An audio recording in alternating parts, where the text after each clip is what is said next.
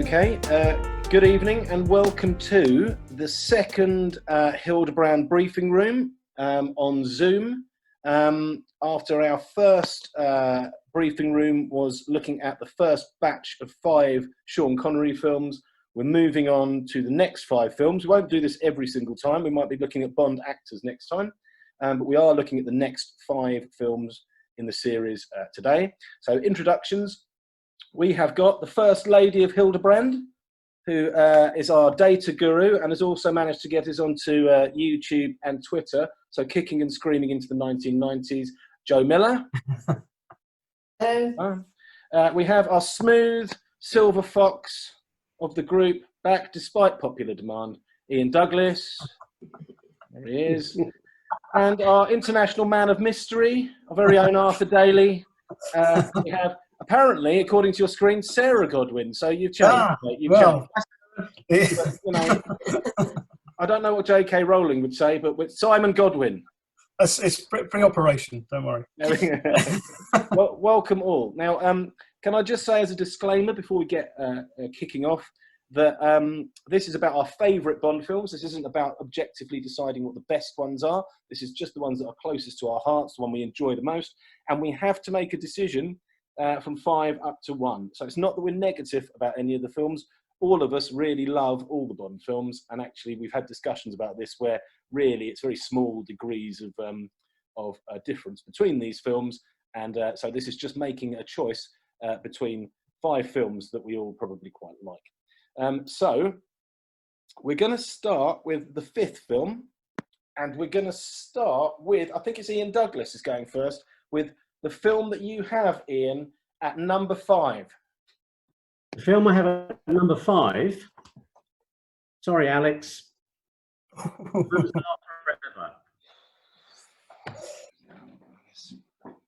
Here, mate. Well, that was all over quickly. Yeah.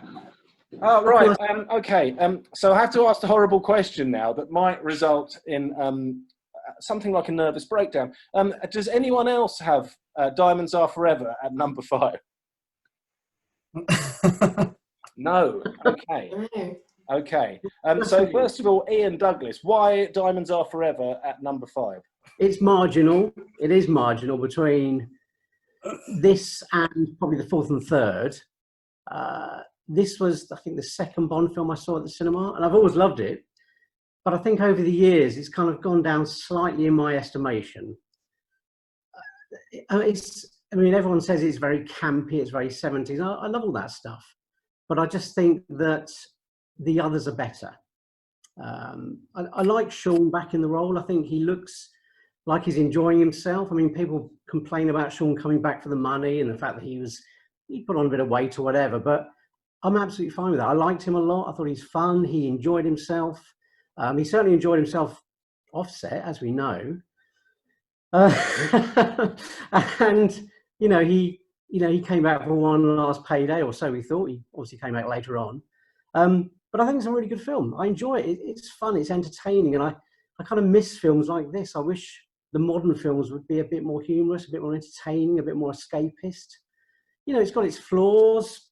People talk about the way that Wint and Kidd are portrayed. And I mean, when I saw this as a kid, I just thought they were mates, walking through the desert hand in hand. I thought they were funny. I didn't see a problem. And I still enjoy those moments. I love the music cue when they appear. It's very sinister. They are very sinister, but they're funny at the same time and very likable. I love the locations. Yeah, there's nothing I really dislike about it. It's the first of the Guy Hamiltons. Do you sort of see them as a trilogy? They're quite similar, aren't they? The look and the feel of the films is quite similar. Yeah, I think they are quite. I mean, I guess they're quite light, aren't they? And they're obviously there's a bit more comedy, a bit campier, and I think also it was the 70s, so I think there had to be a change of style. People were dressing differently, the styles were different, the music was different, so it kind of had to embrace the new decade. Because I think by the 70s, the 60s looked quite old-fashioned and square. Men had longer hair, the trousers were wider, the shoes were higher, everything was bigger and bolder and more colourful. So I think it had to change with the times. And I think the trouble is, I think the 70s, looking back, it does look a bit daft to a lot of people. I mean, I personally, I love it, but it does look odd. And it's not as stylish as the 60s was, perhaps. Okay. Does anyone else have something they'd like to talk about with regards to diamonds now, or should we leave that as it crops up later? We'll leave it till it pops up. So we need to find out what else we've got in fifth. So if we're ready, Joe, do you want to hold fifth?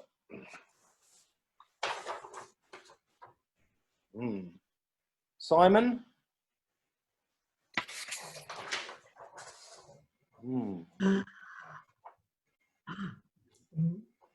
Oh, Alex, you surprised me. I thought you'd have Majesty's at fifth. It was quite a tough decision, fourth and fifth. But yeah, I've gone with Live and Let Die, but we'll probably talk about that as we come to it higher up the list, I would have thought. So can we go on to number 4? And I think it was Simon Godwin. What have you got at number 4?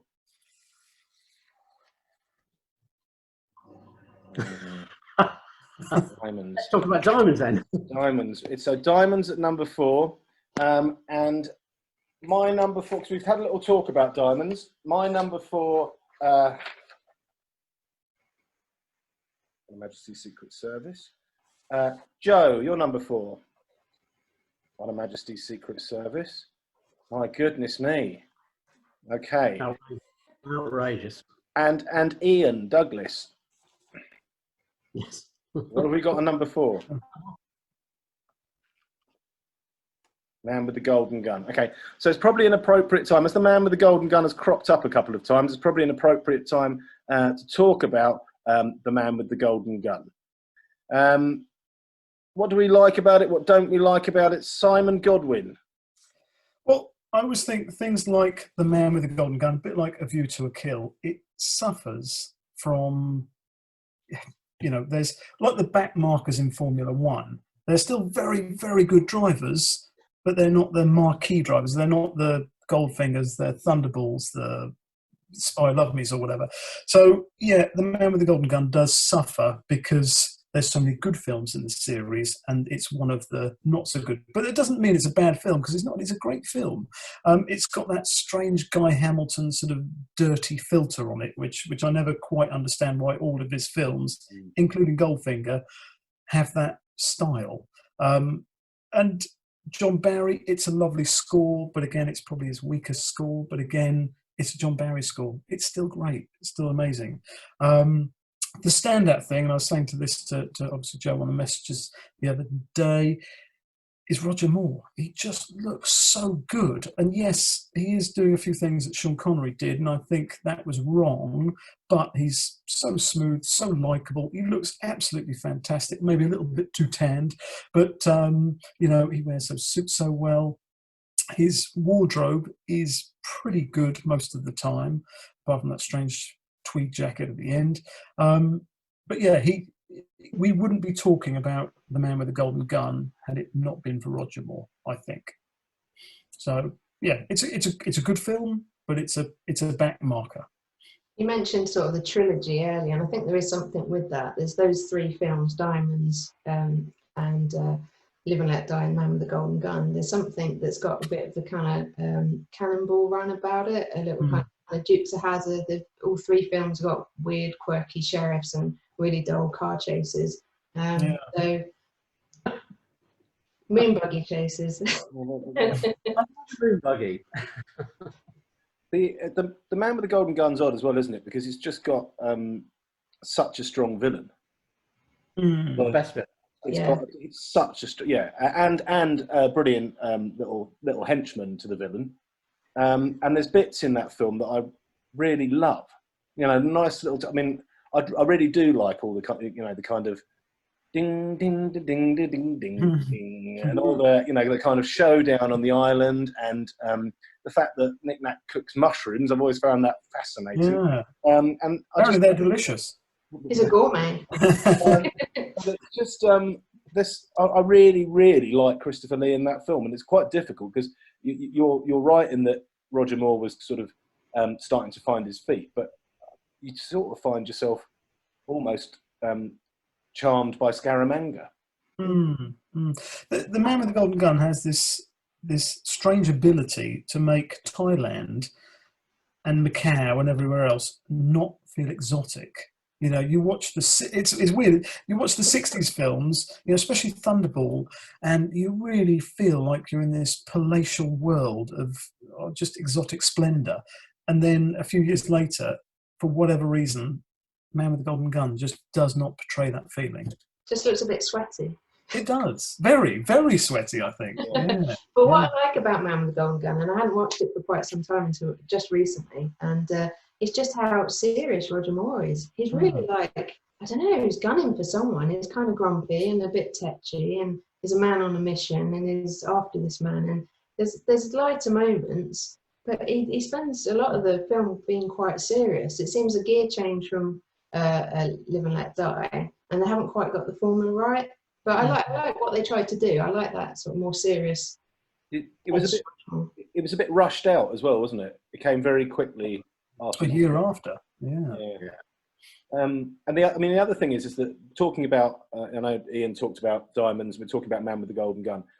Both of those films, it really is the point, isn't it, where James Bond's a celebrity who's kind of known the world over. Everyone recognises him, and that's a massive difference, isn't it, in terms of how he's being treated as a character, because you know in Majesties, which obviously we'll get to later, he's not even known by the people who've maybe met him before, let alone anyone else. And yet in these films, you know, he walks into any bar, everybody knows him, and Scaramanga knows him well enough to be the go-to guy.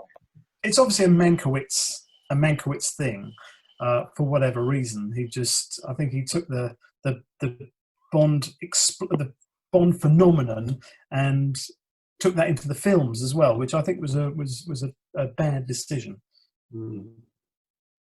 Okay, we've gone on to 4. We haven't touched on some of the films that cropped up. We haven't talked about Live and Let Die yet, but we will get to it. My number 3 is The Man with the Golden Gun. So we've just spoken about that. So could you?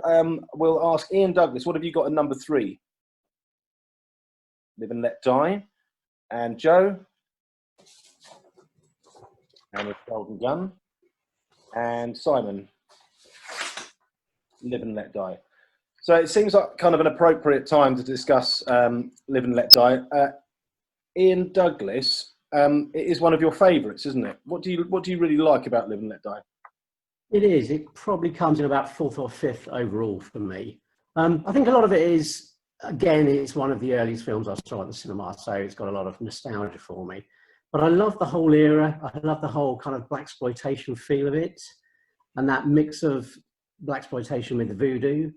You know, to a kid, that was fascinating, and it's, I mean, quite creepy and scary as well. But it was something different, and I do like the kind of Caribbean locations, because that's something that obviously, you know, Fleming was, you know, that's a big part of Fleming's work. And I just think it's, again, another fun Bond film. And I'm guessing it was the first one to have a score that wasn't by Barry, if it was George Martin, which was probably quite brave at the time, but I think it really works well. I think it's got the best theme song. A very good score, slightly different, but it works well. I love it when Bond goes to the US. I know a lot of people criticise that, but in the books, I mean, the book is quite different to it. And you get the impression that Fleming didn't like the US too much. He complains about a lot of things, and he puts down a lot of things, and he puts down America. The films is slightly more sympathetic, but I just love that whole kind of grubby, urban, early 70s New York vibe. I think Solitaire is a very solid Bond girl, considering she was, you know, very young at the time. I thought she did extremely well. And then you've got the great boat chase. You've got JW, not everyone's favourite character, but again, as a kid, you enjoy that sort of stuff. It's funny, it's humorous, and maybe the humour doesn't sort of date that well. But I watch something like that, and I'm a kid again, so I enjoy it. It's the things some of the things you've said there that you've listed as are probably the reasons that I'm not as keen on it. Just because I remember being a kid and being really, it's one of the few Bond films I was quite scared of. Because of the voodoo. The voodoo stuff scared me, and I quite like, I like Foxy Brown and Shaft and things like that. So it's not that I don't like that genre. I just don't think Bond needed to capitalise on it. I just thought it wasn't necessarily. But in the same way, it's not particularly logical, because I didn't mind Moonraker at all, capitalising on what was more fashionable at that time. So I think it's a little bit about. I love Roger Moore in it. I think he looks absolutely fantastic. He looks so much younger than 45, and by the time he finishes, he looks so much older than 57. It's very ages a lot, doesn't he? But he looks so sharp in that film, and I love the bits like the bits with M when he's doing all the coffee and that. I do like it, and you're right. I think it's got if not the joint strongest theme tune, it's got a really strong theme tune with McCartney. It's just one of those ones which I can't really put my finger on why it doesn't click with me. It just doesn't. And the thing you're saying about the American setting, unless it's Las Vegas, which is obviously great, I'm not as keen on that. But again, I think I scored it as 50 something in the poll, so it's not. It wasn't. It's not something. But then I don't think I'd have any Bond under 50, really. No. It just doesn't click with me in the same way as some of the other films. I just don't think it's very memorable. I only watched it again relatively recently, and I was trying to think what I like, what I dislike. It's nothing really jumps out. It's kind of not particularly memorable. But yeah, the score I think is really good. Simon, have you've had Live and Let Die? Have you? Yes, I had it as number 3.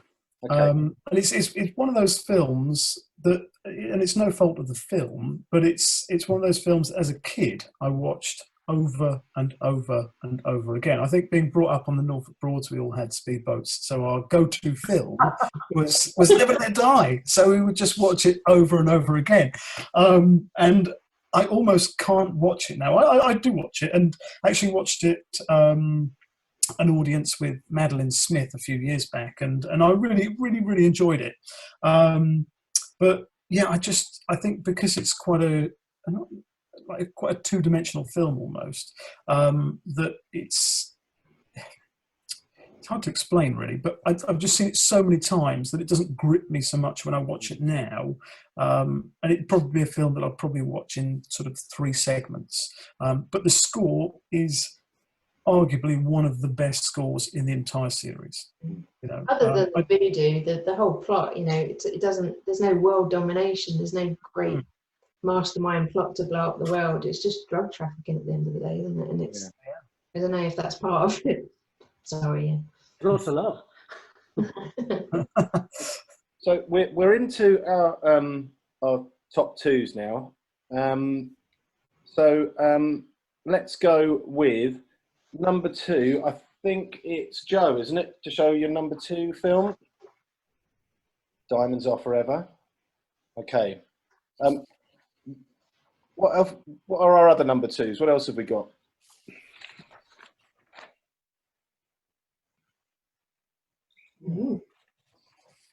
Okay.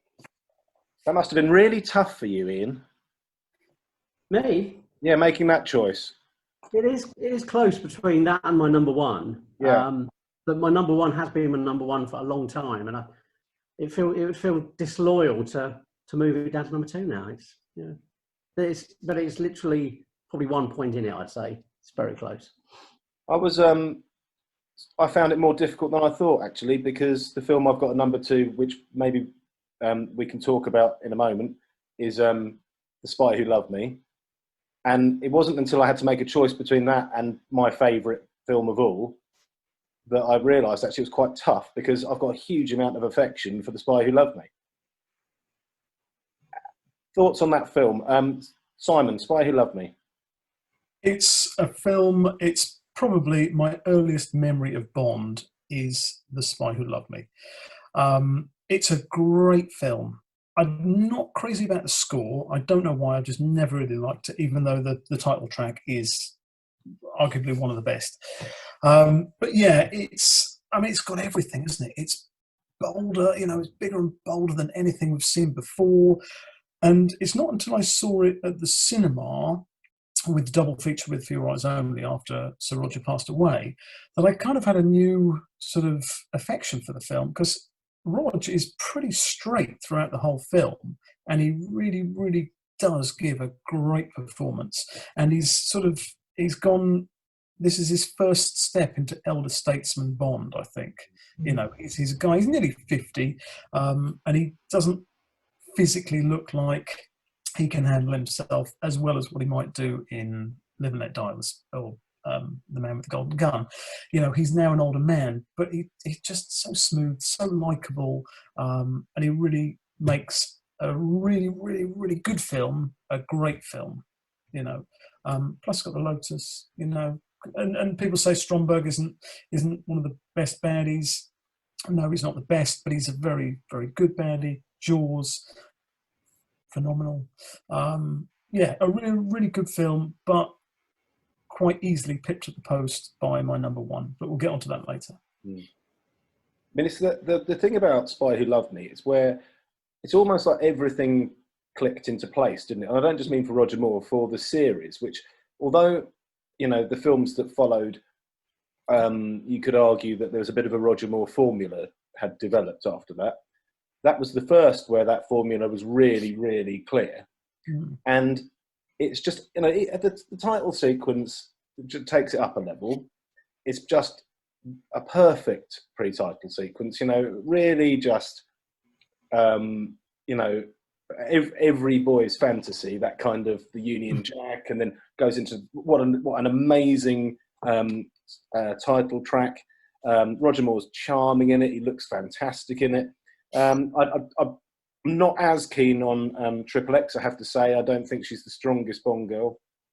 But other than that, it ticks all the boxes. And I know that when we've talked on the group before and said, you know, so-and-so wants to watch a Bond film for the first time, which one would you recommend as being the place to start?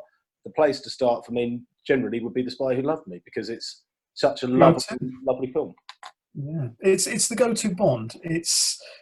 When I introduced my children, or certainly my eldest son, to Bond, it was The Spy Who Loved Me. It's got everything, and I think we should always be thankful for films like The Spy Who Loved Me, because they are the entry point for the next generation of Bond fans.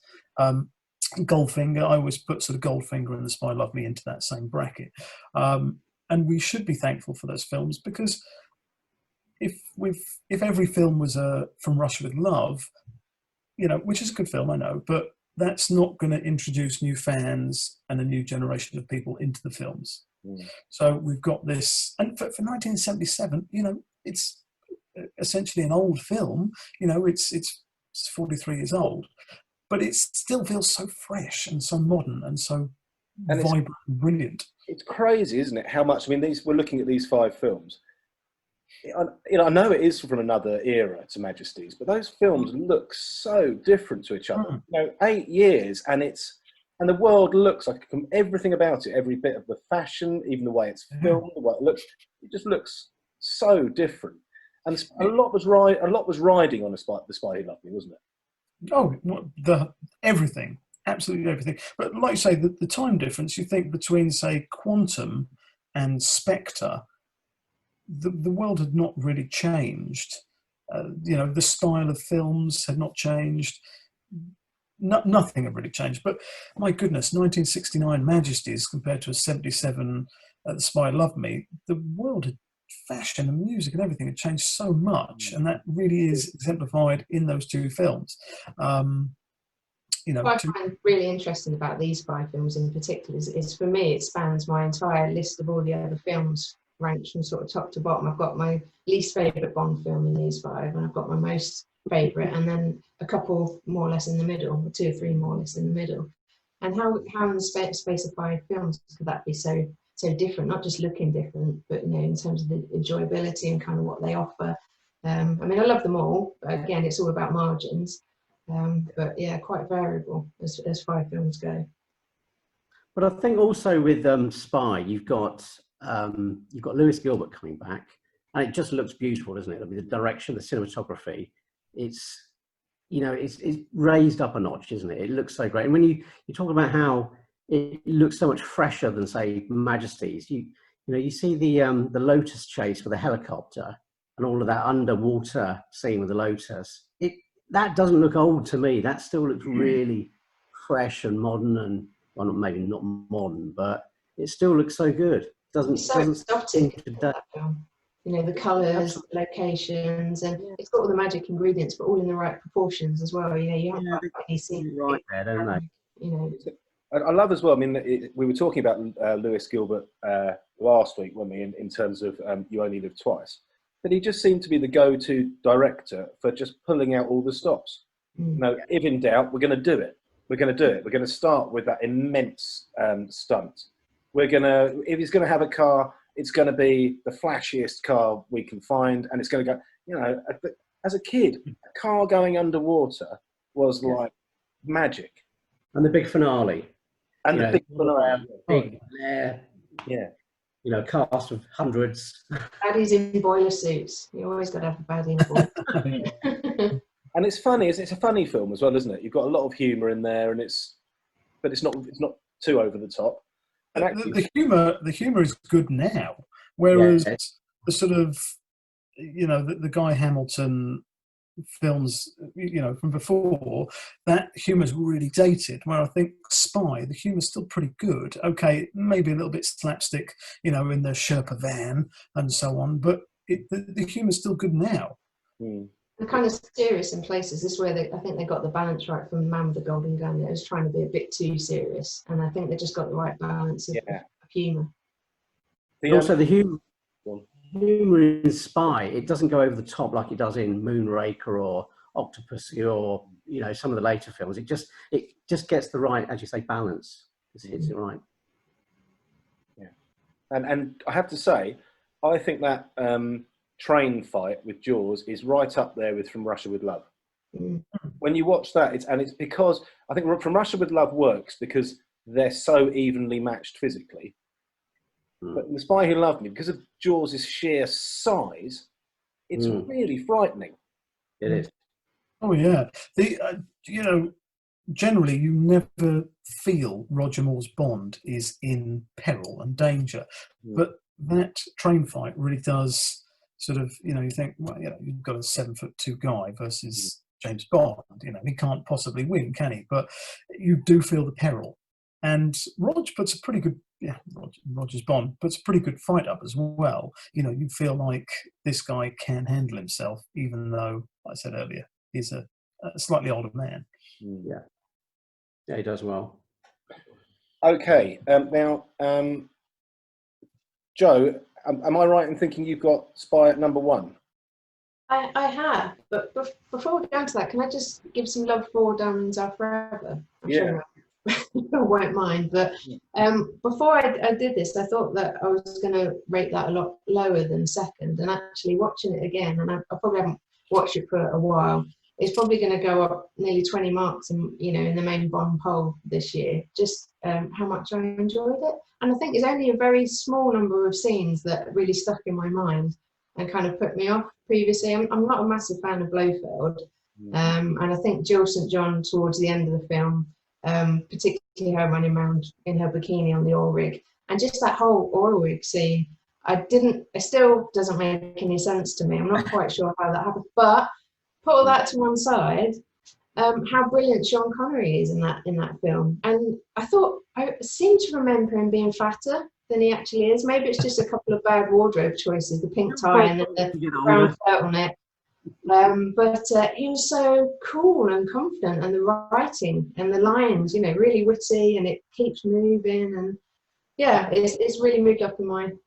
I think he gains an ounce every time someone makes a comment about his weight in that film. Mentally, he gains every time. Maybe that's it. I mean, I'm going to keep my comments about Diamonds, obviously, to build towards a crescendo for this marvellous production, which can then be edited out at a later date as I, start waxing lyrical and crying and things like that. We'll go. I'll talk about Diamonds in a minute, but we need to all hold up our number ones of the 5. So if we're ready.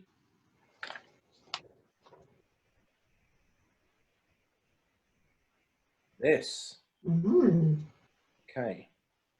The time has come to talk about On Her Majesty's Secret Service, which we will all be able to talk about because it's probably, like or not, probably the most talked about film on the group by quite a long way, I would say. And it divides opinion about 9-1, I would say, on the group. But it is a very popular film. And the reason I wanted Simon and Ian both to be here, really, is because I know that since I've met you both, which is now 5 long years, you've always held that film in very high esteem. So your time is now to talk about, and let's start with Simon. I should have brought an egg timer just to make sure you only had a certain amount of time. But your thoughts and feelings about On Her Majesty's Secret Service, and then I guess we'll go round the Zoom table. Simon. Well, we'll just put George to one side for the time being, and we'll just talk about the film. And it's just such a good film. I mean, you've got an amazing score, amazing music in it. Peter Hunt, my goodness, why he never came back to do more, I don't know. But in all fairness, the way the films went in the 70s, his directing style would not have suited those films anyway. So I think For Your Eyes Only, directed by Peter Hunt, would have been just phenomenal. It's phenomenal anyway, but we'll get into that later. Yeah, and, George, I think it's one of those films where you might say, The Man with the Golden Gun is a good film because of Roger Moore. Where On Her Majesty's Secret Service, you say it's a great film in spite of George Lazenby. I think he does a really good job. And I think it's one of those films that you could put any actor in that film and it'd be a great film. Do I think Sean would have done a better job? No, I don't. I think the only thing to rival that film would have been a Terence Young 1965 directed Sean Connery. That's the only permutation that could have rivaled that film. I just love it. I just absolutely love it. I'm not going to bang on about it too much. I'm just going to leave it there. I think every factor of that film works, and it works so well. It feels exotic. It feels, I feel Bond in peril. I love it. Absolutely love it. End of story. Next person. Okay. Ian, your thoughts on Majesties? Okay, well, I agree with everything Simon just said. For me, it's the film that turned me on to Bond in the first place, because it's the first Bond film I ever saw. And, when you're 7 years old, you're not really looking at what the acting's like. And to be honest, I love George in it. I think he suits the film. I think he was very lucky. A lot of good things came together at the same time in terms of the director, the soundtrack, dino rig, the cast, the action scenes, the locations. It all worked so perfectly. So he was quite lucky in that respect. But also I think he had a lot of, it's got a swagger and bravado and the charisma to carry it off. I think it's a shame about the scenes where he's revoiced, but I guess that makes sense. I can't really fault it, and I think for me, it's probably the most exciting Bond film. In that respect, I think it beats Spy, but it just doesn't have the same performance by the lead man. It's a shame that he didn't do more. Maybe it's a good thing. He could have been an absolute, he could have floundered in the second one. So maybe it's good that it was just one. It suited him. It worked well at the same time. So that's it. I think, yeah, it's probably the film I've seen it at the cinema more than any other film, because they keep re-showing it recently. So I've been to a few, and I've seen George Lazenby do the Q&A. He's quite a character, but I think he was very, very lucky with the timing and how it all worked out. Yeah, I love it. Joe, your feelings on Majesties? Well, for years I couldn't stand it, to be honest. I couldn't abide it. It was an anomaly. It should have been Sean. I came to it late. I saw all the Sean Connery and all the Roger Moore films first. And then, and there's this other one, this other Australian guy did, so my mum said. So I thought about watch this. And no.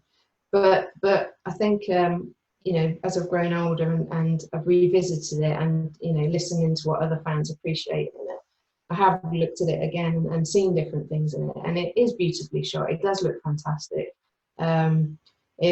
It's got that harder edge. It's dangerous, and it's got energy. The score is fantastic. Even the love story, they give time for it to develop, which is nice. And the Bond woman, Rig, is fantastic. You know, really gives as good as she gets, gives him a run for his money. I don't like Blofeld. I don't like Sylvester Blofeld, and I'm not keen on the whole psychedelic kind of kilt-wearing Hillary, dubbed Hillary Bray in Pitt's Gloria. And I think it was wise of Diamonds to just sort of ignore it and treat it standalone, because I do very much now think the timeline does skip once Sean comes back into Diamonds. That seems to make sense. But no, I have got a newfound respect for it, and it has moved up my rankings quite a lot from a very low base. It's fair to say. I think I find it difficult because I've found myself becoming quite frustrated by the amount of attention the film gets. But that's not the film's fault, you know. That's not. And I had my sheets ready with it at number 5. But really, there are bits of it I like, and I have tried hard to rewatch it. It just doesn't. I think, as with most things, you can dislike one or maybe two of the major component parts of a film and still like the film. But I just think, for me, and it's just personal taste, George Lazenby, I've got a lot of respect for the fact that he got the role and he managed to make a good fist of it. But I don't like him as James Bond. I don't particularly like Diana Rigg as Tracy. I find her a bit flouncy and a bit frustrating.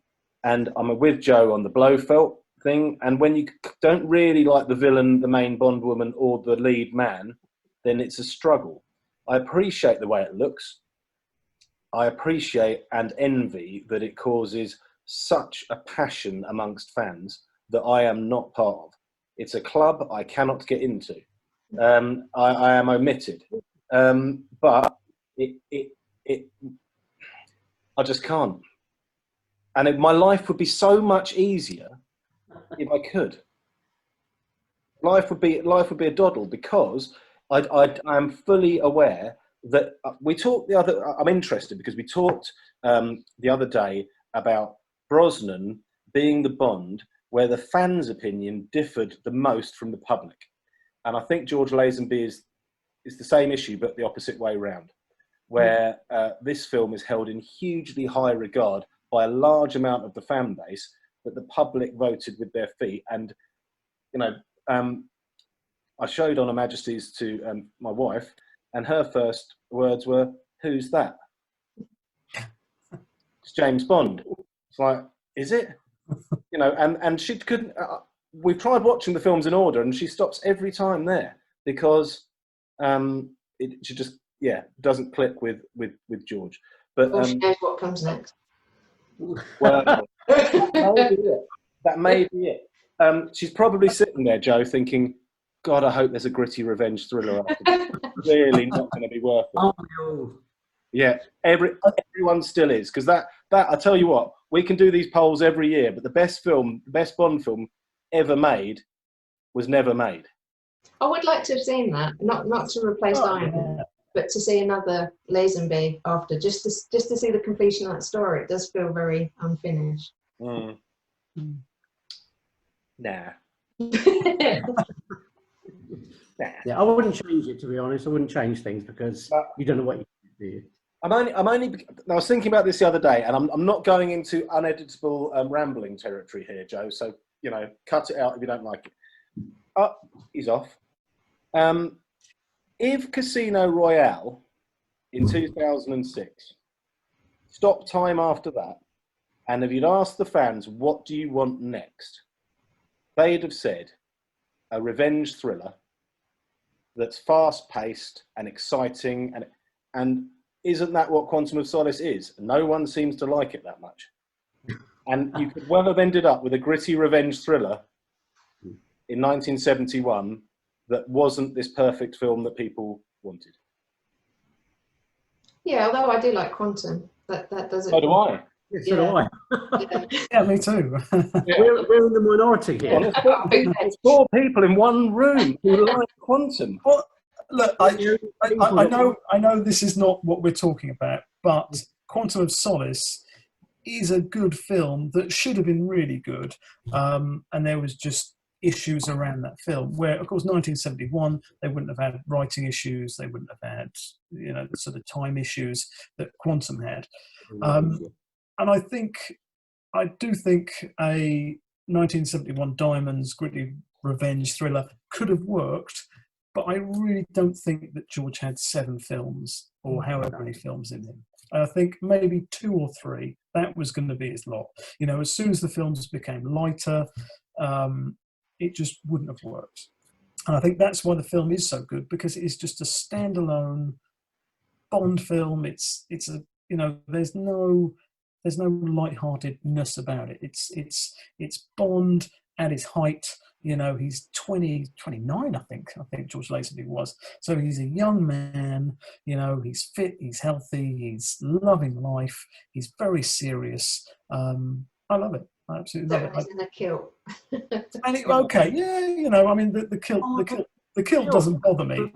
And I think it's a little bit of a nice sort of nod that, you've had a Scottish Bond that finally, doesn't do the film where he's going to be wearing a kilt. I like the irony of it. Not the kilt per se. I think it's those scenes there, with the psychedelic kind of all the women with their allergies. Yeah. And, I love them. That whole bit of the film. Simon, I noticed there you managed to slip in the phrase "the height of Bond." What? How is it? You're saying that's the peak of Bond? No, I think the peak of Bond. What I mean, if you're talking about the films, I think the peak is Thunderball. What I mean, as in Bond. Is it the wig? Is it the wig for Thunderball? Yeah, I like the wig, but I think the peak for Bond the man. Like I say, okay, George Lazenby is quite young at 29. He certainly doesn't look 29. He looks more of a 35-year-old to me, 35, 36. He's got the crow's feet and sort of, he looks slightly weathered. And I think anything after that, I've mellowed as I've gone through my late 30s into my 40s, but I don't want that from Bond. I want him to be a 35-year-old guy who's not worried about getting older, not getting worried about an achy back or anything. And I think, George is that perfect age in that film. He looks splendid. He looks superb. Okay, I don't like his haircut, but isn't he? I mean, in the book, isn't he a lot more kind of world weary and old? I read the book a long time ago, and I don't agree with that. No, because it's before You Only Live Twice, isn't it? Where he's really haggard. Yeah. So George 30s, George plays him like a very energetic young man who's not been through very much, unless you see it as a flashback. Yeah, I mean, obviously, an interpretation of a book is all individual. Whereas obviously a film, it's up there on the screen. And I've read Casino Royale. I've listened to the audiobook, and I don't see Bond in the first book as the rookie, as what they portray him in the 2006 film, but that's just my interpretation. Like I say, you can't have those interpretations of the film because it's all there on the screen. You have a man playing the role who's a certain age. But yeah, I don't remember the Majesty's Bond being a worn out old man. Yeah. I guess you're all waiting in anticipation, aren't you, of the greatest Bond film ever? I think it's time to go. No, I think time's up. Time marches on, doesn't it? Oh dear. Get 2 minutes. Indulge me for 2 minutes.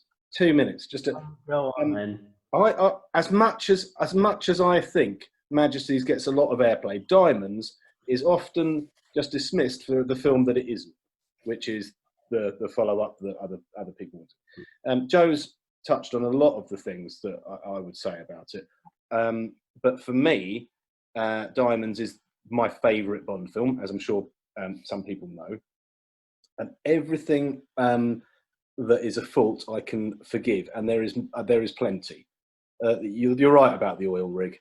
That's like just a fairly innocuous fart at the end of the film, and you just think, what was all that about? And that's built up to some just, the fact that the demise of Blofeld was maybe a bit chucked off something that's a little bit on fire is, not particularly impressive. But I have watched it so many times. I love Sean back in it. I love the way he plays it in that. I think the script is the best script of the series. It's funny, it's dark. I love the soundtrack. I think it's a brilliant soundtrack. I think it's genuinely funny in parts, as in it's a dark humour, but it's genuinely funny. And I really find the women in that film amazing. So I can't put into words what that film means to me. One thing I'd add to that is the lift fight with Peter Franks. I think that's excellent. Oh yeah. And that's when I saw this at a young age. That was one of the things that I remembered for years. That lift fight was really tough. It was really convincing, and in such a small, confined space, I think they really carried that off. Yeah, that was great. Yeah, that's a great. I like the scenes in Holland in general, but my favourite scene in it, or there's two. One is just a weird one where he's just staring into that fish tank thing. And it's really a really odd scene, because I think Connery, by saying nothing much at all, shows the history of and the kind of tiredness of Bond in a brilliant way. And I love the scene where he then goes onto the lift on the outside of the White House, and that's just a wonderful, iconic scene. And the thing that Joe said, and I think it's probably true, if you were to read on groups about that film, you'd think he was obese. You'd think he was so lazy he probably had post-its with the lines written up, and he was only doing it for the cash. Well, everything that people say about working on the set of that film is that he was highly professional, highly engaged, helped with the script, highly involved. I think that's a bit of a myth that's developed about that film, and I struggle with it a bit. Yeah, I'd agree. You mentioned about the writing, and I think it is probably one of the best scripts. And I like the way that they wrote quite some of the really small parts and gave them some really great lines. Yeah. Like the funeral director, he has some fab lines. Not in it very much. He's not a big part. And Klaus Pergersteimer, I just think he's great. He doesn't have much to do. Maybe it's the way the actor, but his lines. Really good. The one thing, I would say it suffers from a couple of those scenes that were taken out of it, because the explanation of Plenty's death is clumsily dealt with, and that relationship there was the other scene in the restaurant or something when they were having a meal together, and that would have given that a bit. It was never going to be a deep relationship, but at least she wouldn't have just been dead. Which is how it felt. But so Diamonds at number one. We've got two who've gone with The Spy Who Loved Me. So The Spy Who Loved Me wins within this group of four, and we've got Simon who's gone for Majesty's Secret Service. Obviously. How would we say this group of five rates against the first group of five? Ooh, well, obviously the first five are, I hate to use the word, but Genesis, whatever you want to call it. And the first five does feature some really, really good films. Forget Bond films, forget the fact they're in the 60s, forget all that, Sean Connery. But they are really, really good films, or certainly three of them. And to follow that is...